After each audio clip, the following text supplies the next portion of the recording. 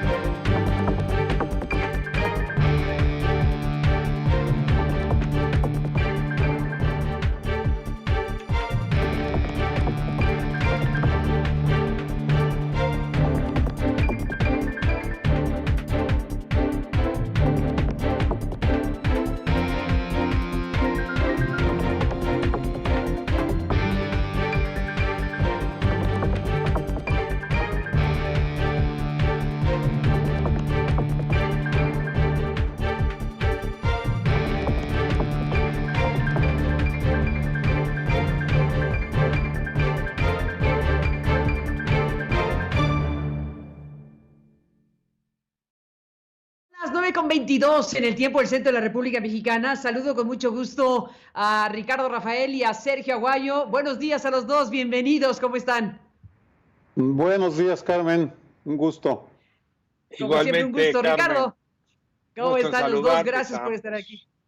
Igualmente. Bueno, les propuse que iniciáramos la mesa con este tema que es muy importante, que es este trabajo de investigación, bueno, estos trabajos de investigación que están cobijados bajo el concepto de The Cartel Project, el proyecto cartel, como se quiera llamar en español, que ha coordinado Forbidden Stories y que ha logrado, pues, conjuntar el trabajo de periodistas en diferentes lugares del mundo, periodistas de por lo menos 25 medios, y bueno, pues que han hecho trabajos que tocan fibras muy importantes y sobre todo que logran continuar investigaciones, reforzar y ampliar investigaciones que otros periodistas en otros momentos pudieron haber hecho, y algunos de ellos no pudieron continuar por haber sido asesinados o por haber recibido algún tipo de ataque que les impidió continuar estas investigaciones. Esa es una parte importantísima del proyecto de Forbidden Stories, y eso es lo que ha logrado que medios de comunicación en el mundo pues se hayan coordinado y estén presentando en estos días y horas trabajos muy relevantes. Así que les propuse empezar la mesa invitando a Brian Pardo. Brian es investigador de la cooperación de RAND, esta cooperación que es investigación y desarrollo. Es una organización de investigación que desarrolla soluciones a los desafíos de las políticas públicas y ayuda a las comunidades de todo el mundo para que sean más seguras, más saludables, más prósperas. Esa es la razón de ser de la corporación RAND. Y Brian Pardo, pues, forma parte precisamente de esta organización. Estamos hablando de su colaboración en este proyecto de Forbidden Stories y te agradecemos, Brian, que estés aquí para conversar. Bienvenido. Bryce, ¿cómo estás? Buenos días. Muy bien. Buenos días, Bryce. Perdón que te cambié el nombre. Bryce Pardo, ¿cómo estás? Bienvenido. Bien. Gracias por estar aquí. Bueno, estamos con Sergio y con Ricardo para escucharte sobre este trabajo de investigación. Estamos hablando de la palabra fentanilo, para decirlo en una frase rápida, lo que se manda a México desde China y de otros lugares, los cárteles que lo procesan, los cárteles que lo trafican a los Estados Unidos. Y bueno, pues has tocado uno de los grandes asuntos en esta investigación, que te agradecemos compartas con este espacio esta mañana. Bienvenido de nuevo. Bryce, estamos con esta investigación y bueno, te preguntamos cuáles son los temas, cuáles son los elementos que has logrado encontrar y que estás publicando en estas horas. Bueno, el fentanilo es un reto muy nuevo para nosotros, para toda la política que tiene que ver con la política de drogas. El fentanilo es un químico, básicamente es un opiáceo sintético, entonces no tiene que ver con la producción de la planta de amapola. México es un gran productor de amapola que se convierten para convertir en la heroína. En vez de eso, el fentanilo viene de químicos de China y es muy fácil de producir en un laboratorio sin tener los insumos de de los productos agrícolas, también es más potente, es mucho más poderosa que la heroína. Nosotros calculamos que es dentro de 25 y 50 veces más potente que la heroína. Entonces, el costo de producción más la potencia de fentanilo, estos dos factores se combinan para convertir el fentanilo en un producto mucho más rentable que la heroína, y los cárteles de México ven que es mucho más rentable que la heroína, es más fácil de producir, más fácil de traficar. Entonces tiene todas las ventajas, más ventajas que la heroína, y por esas razones lo estamos viendo acá en los Estados Unidos en muchos mercados ilícitos, que el fentanilo está desplazando la heroína. Bueno, tú te has especializado, Bryce Pardo, en el tema porque desde luego es muy importante el libro que publicaste en el año pasado, de El futuro del fentanilo y otros opioides sintéticos. El crecimiento del fentanilo ha sido muy fuerte en los últimos años, ciertamente. Sí, dentro de los 6 años más, desde 2013 hemos visto un crecimiento altísimo de las muertes de sobredosis en los Estados Unidos. Desde 3,000 en el año 2013, antes de la llegada del fentanilo, hasta más de 35,000 muertos en el año 2018, el año donde tenemos los datos más relevantes. En el año pasado, 2019, calculamos que vamos a ver casi 40,000 muertos por la causa del fentanilo. Al mismo tiempo, estamos viendo los sobredosis de heroína bajando año por año. En algunos estados, en algunos mercados, hemos visto que la heroína ya se desapareció totalmente en los datos de sobredosis y los datos de incautaciones de drogas. Y es un problema muy agravante, porque el fentanilo es totalmente diferente que la heroína en temas de las respuestas, de la política, porque la policía, la aplicación de la ley a veces no tiene los recursos para incautar el fentanilo, tampoco los recursos para aumentar el uso. No tenemos tantos recursos para aumentar que las personas que usan el fentanilo tienen el acceso de otros opiáceos para curarse de la enfermedad de la adicción. También tenemos que ver con la falta de recursos para reducir el daño también. Entonces, en todo lo que tiene que ver con la política de drogas, hemos viendo un reto muy difícil.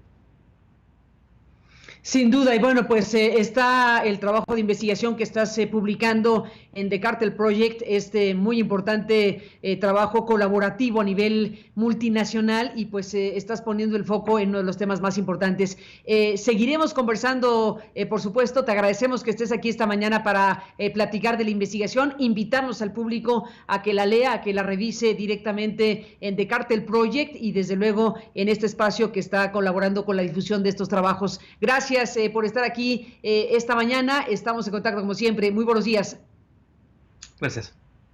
Gracias a Bryce Pardo con esta investigación, coautor de varias publicaciones relacionadas precisamente con estos temas. Y bueno, pues Ricardo, Rafael, Sergio Aguayo, el proyecto mismo de Cartel Project merece un comentario, merece una revisión de lo que significa el trabajo colaborativo de todos estos medios, de todos estos periodistas, y de este eje principal de esta red de periodistas, cuyo propósito, entre otras muchas cosas, es continuar el trabajo de periodistas que son amenazados, censurados o asesinados, y pues está publicándose esta serie de investigaciones con este espíritu. Así que bueno, Ricardo, ¿qué te dice todo esto?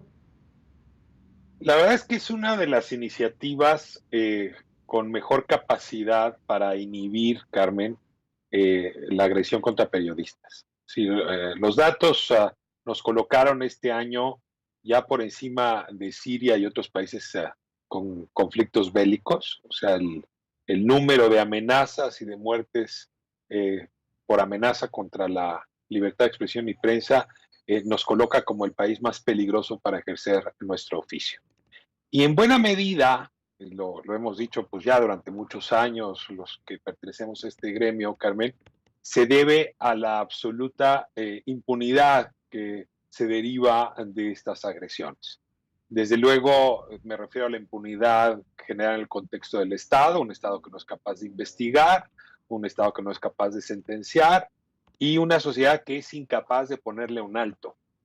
Y en este sentido, las y los periodistas estamos librados a nosotros mismos.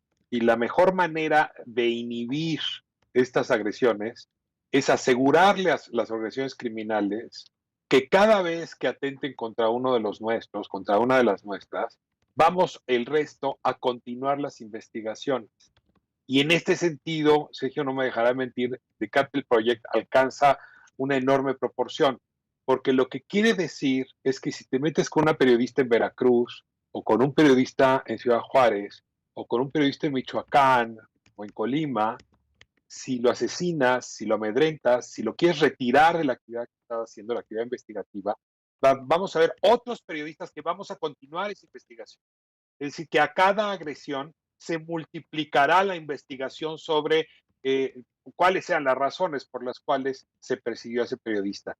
Y en este sentido, yo sí he lamentado que nunca hayamos podido hacer un proyecto similar de periodismo mexicano, pero pues esta solución es todavía más interesante porque una red de periodistas mexicanos, pero también internacionales, están encabezando estos proyectos. Me parece que es la mejor manera de inhibir estas agresiones a periodistas y decirle a los cárteles, a las organizaciones, a las redes criminales, cada vez que te metas con una de las nuestras, con uno de los nuestros, multiplicaremos la investigación y los recursos, y yo creo que eso sí es más eficaz que cualquier otra medida acá.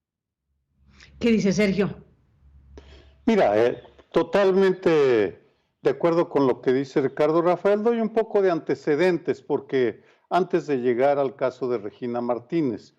De hecho, la primera vez en la cual el gremio periodístico se unió para hacer una investigación de este tipo, para seguir la investigación de un periodista asesinado, fue en 1971, cuando un periodista de Arizona, Don Bowles, lo mataron de un bombazo el cártel de Chicago, el Outfit.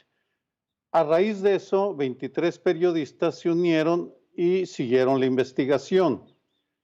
Luego, ya en fechas más recientes, en 2015, Laurent Richard, un periodista francés que trabajaba en Charlie Hebdo, aquel semanario satírico que fue víctima de una masacre cometida por terroristas, fundó lo que se conoce como Historias Prohibidas. Ahí se inserta el proyecto Cartel o Cartel, que tiene como primer asunto el caso de Regina Martínez. ¿Quién es Regina Martínez? La corresponsal de Proceso en Veracruz, que fue asesinada en 2012 cuando iba a revelar la historia de los desaparecidos en Veracruz e iba a señalar las redes de protección políticas y empresariales y policíacas en los carteles que estaban desapareciendo personas. La asesinaron y pese a las protestas y gestiones de Proceso y del gremio, nunca pasó nada. Y así nace el proyecto Cartel, que empezó a aparecer el domingo pasado, y que es realmente impresionante porque están participando 60 periodistas y 25 medios de comunicación de 18 países. Proceso, por cierto, ya anunció que el próximo domingo sacará su historia, habrá que leerla porque es bien importante, y lo que están haciendo es que cada uno de los diferentes medios, yo he leído lo que publicó el Washington Post, El País, Le Monde, cada quien le está dando un ángulo diferente. En El País de España, por ejemplo, señalaron las redes de complicidad que hubo para proteger a narcotraficantes, señalando al exgobernador Fidel Herrera, que fue el cónsul de México en Barcelona, y también señalan en ese reportaje al exgobernador de Coahuila, Humberto Moreira Valdés. En todo caso, lo que estamos viendo es que a 8 años de la muerte de una periodista impecable en su trabajo y en su compromiso,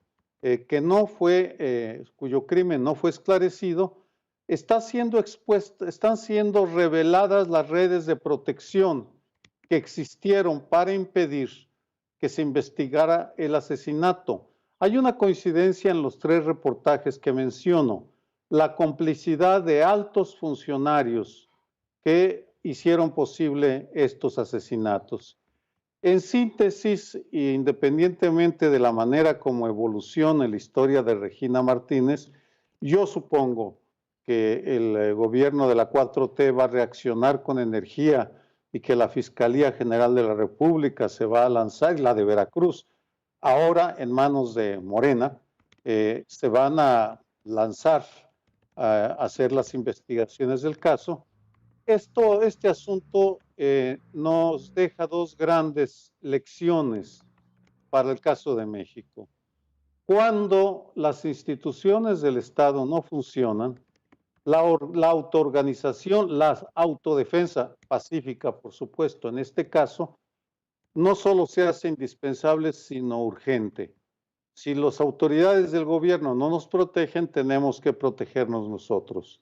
Y segundo, y igualmente importante, cuando los gobiernos de un país son incapaces de resolver asuntos como este, solo queda buscar alianzas en el exterior.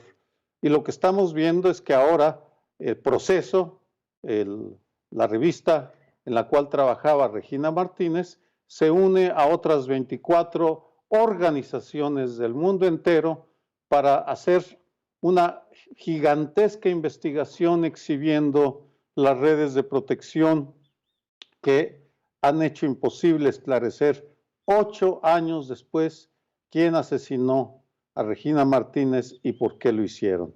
Somos un país abierto al mundo y tendremos que acostumbrarnos a esta extensión de la soberanía. Cierro con una reflexión ligada a la aprobación el día de ayer en el Senado de una ley para hacer que se registren los agentes de potencias extranjeras.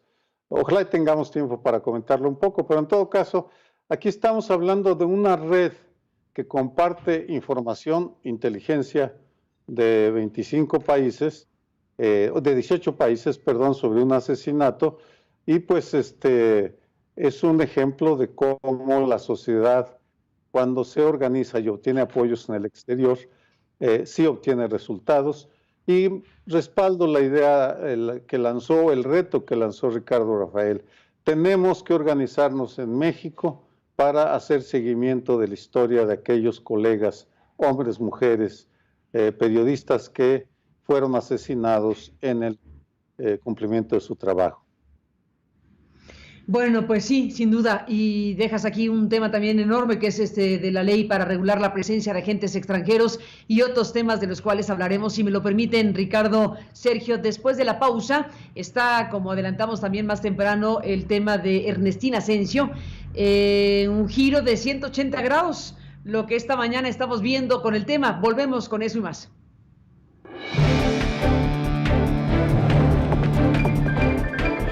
Sergio Aguayo y Ricardo Rafael. Mesa de análisis.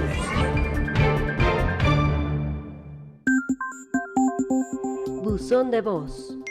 Envíanos un mensaje de voz por WhatsApp al 5574 32 32 73, 5574 32 32